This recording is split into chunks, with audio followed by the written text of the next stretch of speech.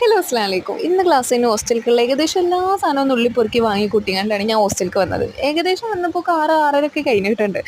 പിന്നെ ഞാൻ ഇവിടെ വന്നപ്പോഴാണ് ചിക്കൻ വാങ്ങിയില്ല എന്ന് ആലോചിച്ചത്. അല്ല, ചിക്കൻ വാങ്ങിക്കഴിഞ്ഞാൽ ബിരിയാണി നെയ്ച്ചോറൊക്കെ ഉണ്ടാക്കി കഴിഞ്ഞാൽ ഇന്ന് തിന്നാലും നാളെ ക്ലാസ് കൊണ്ടുപോകാനും എനിക്ക് ഫുഡായി. ഇതിപ്പോൾ ചോറ് കറിയൊക്കെ സെപ്പറേറ്റ് വെക്കാൻ നമുക്ക് ടൈമില്ല. അപ്പം ഇങ്ങനെയൊക്കെ ഉണ്ടാക്കാനാണ് നമുക്ക് ടൈം.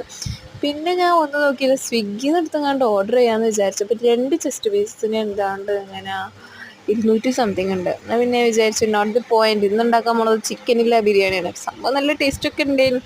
ഓക്കെ, നെക്സ്റ്റ് പൊട്ടാറ്റോ വെച്ചിട്ടോ. പൊട്ടാറ്റോ ഓൾറെഡി എൻ്റെ ഒരു വീക്ക്നെസ് ആയതുകൊണ്ട് പൊട്ടാറ്റോ വെച്ചിട്ടുള്ള എല്ലാ സാധനവും എനിക്കിഷ്ടം. പിന്നെ ഹോസ്റ്റലാകുമ്പോൾ എന്തെങ്കിലുമൊക്കെ തിന്നാൽ മതിയല്ലോ.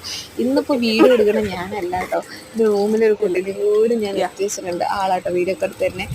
അപ്പോൾ പൊട്ടാറ്റോ ഒക്കെ ഫ്രൈ ചെയ്ത് മാറ്റി വെച്ചിട്ട് സാധാ നമ്മൾ മസാല വയ്ക്കുന്ന പോലെ തന്നെ ഇഞ്ചി വെളുത്തുള്ളി പച്ചമുളക് തക്കാളി ഉള്ളിയൊക്കെ ഇട്ടിട്ട് വഴറ്റണം. സംഭവം ഇതിൽ ചിക്കൻ ഇല്ലാന്നേ ഉള്ളൂ, ബാക്കിയെല്ലാം സെയിം ബട്ട് ഡിഫറെൻറ്റ് അങ്ങനെയാണ്. എന്തായാലും സാധനമൊക്കെ ഇട്ടിതാ. കരിവേപ്പിൻ്റെ എല്ലാം മറക്കരുത് കേട്ടോ.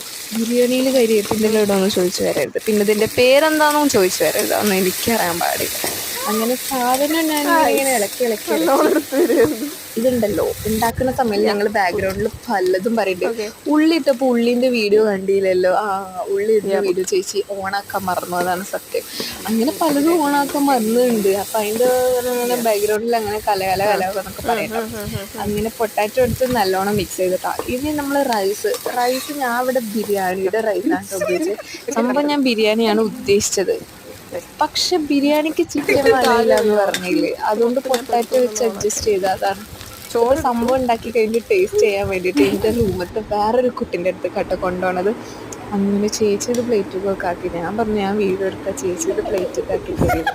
അങ്ങനെ പ്ലേറ്റൊക്കെ ആക്കി. അപ്പോൾ ഞാൻ ചെയ്യൊന്ന് ട്രൈ ചെയ്യണം എന്ന് പറഞ്ഞു വേറെ കുട്ടീൻ്റെ അടുത്ത് പറഞ്ഞതും ഒരു കണ്ണാടിയിലൊക്കെ പോയി കണ്ട് എന്തൊക്കെ കാട്ടുണ്ടായിരുന്നു.